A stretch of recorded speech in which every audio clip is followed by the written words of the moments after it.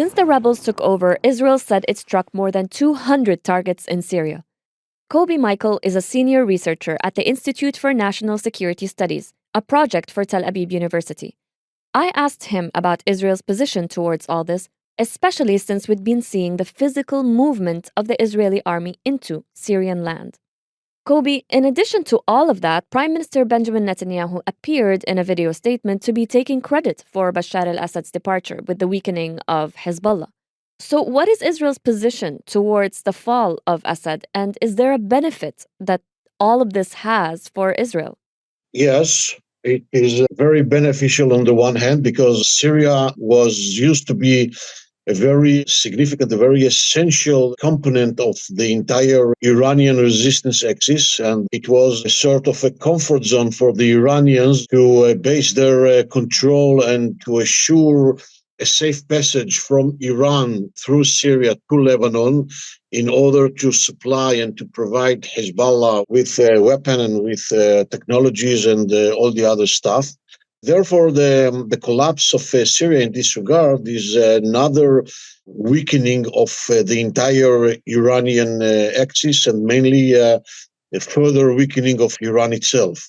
On the other hand, I think that the situation is pretty concerning because we are witnessing a sort of a chaotic situation.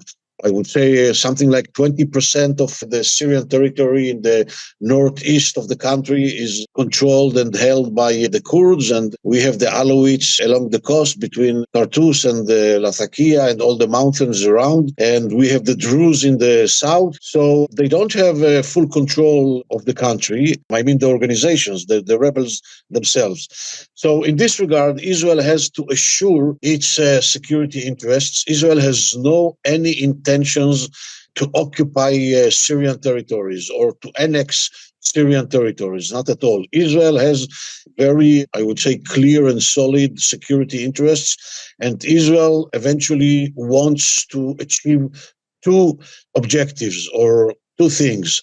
The first one is to prevent any entity from threatening the Israeli borders or the Israeli state from the Syrian territory. And the second one is to assure the stability of the Jordanian kingdom. The stability of Jordan is a very essential interest of Israel and the entire region, for the stability of the entire region. And Jordan is threatened in a very dramatic and severe manner by some groups of the rebels on the one hand and by Iran on the other hand. And therefore, Israel, in order to assure its two objectives, which are security objectives in their essence, Israel has to assure a very effective security control over the southern part of Syria. I mean, the Syrian Golan and all the area of Daraa and Sweda and all of these parts. Achieving an effective security control doesn't necessarily mean that you have to be with boots on the ground. Okay, it means that, first of all, you have to have a very good intelligence cover and control. Secondly, you have to have a freedom of activity, which means that once you detected something which is a sort of a threat, then you have the ability to enter or to operate and to thwart it. And the third thing is reestablishing a very good cooperation that we used to have with the Druze and some Sunni groups in this area during the first 4, 5, 6 years of the civil war in Syria. What is Israel actually targeting in Syria right now? All the military infrastructures and capacities of the Syrian army, because Israel cannot allow itself that these capacities will fall to the hands of the rebels. And therefore, Israel just destroy all of these military capacities and assuring that the rebels will not be able to put their hands on these capacities. Otherwise, the situation might be much more dangerous. So under what kind of legal framework is all of this happening? Is this being labeled as deterrence? No, it's not deterrence. It has nothing with deterrence. It is prevention The idea is to prevent the rebels from reaching these weapons. We are talking about a state army weapon. We are talking about strategic capacities that if they will fall to the hand of the rebels, then not only Israel, but the entire region will be under a very severe threat. As you said, Jolani is trying to rebrand himself as more of a progressive, and I assume that he will be also trying to delist himself from the US list of foreign terrorists. So is Israel already working with the US, whether it's Joe Biden's administration or the coming administration, when it comes to dealing with the group and what's going to happen in Syria there? I think that Israel will be very cautious in this regard. Israel prefers not to intervene in the domestic affairs of Syria, but Israel will watch everything very carefully. Prime Minister Netanyahu very surprisingly said yesterday that Israel wants good relations with Syria, which includes, of course, the HTS.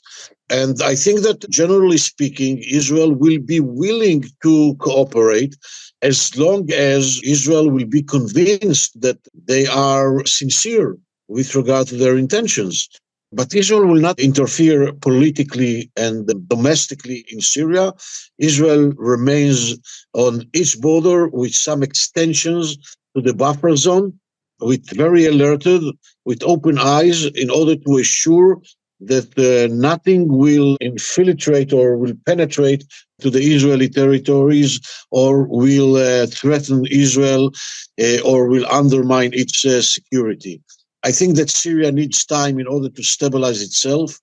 We have to be, I would say, very patient in order to see what they will be able to do between themselves, I mean, the groups of the rebels, and with the Syrian people, and mainly with the minority groups, okay? What is going to be there mainly with the Alawites? What is going to be there with the Druze? So they have still work on the way to do. So, just to clarify, you're saying that Israel did not cross past the buffer zone area and that there is no Israeli interest in actually passing after that point and entering into Syria and staying there. No, Israel crossed it. Israel is actually entered to the buffer zone, okay, with a very small, I would say, quantities of troops. First of all, in order to reach villages there and to clarify what are the Israeli intentions and to warn them from cooperating with any rebels that intend to harm Israel. Okay, but there is no any significant military presence in the Syrian territory. We having control now on the Syrian mountain, which is the highest position or the highest site and location in not only in the area but in the entire Syria. And it is a very strategic position, and Israel has to assure that it will not be occupied by the rebels, because this site controls all the Israeli Golan. But I think that Israel clarified in a very clear manner that Israel has no interest, no territorial interest in Syria, and Israel has no interest to occupy or to annex. Israel is there only to assure its security interests until things will calm down.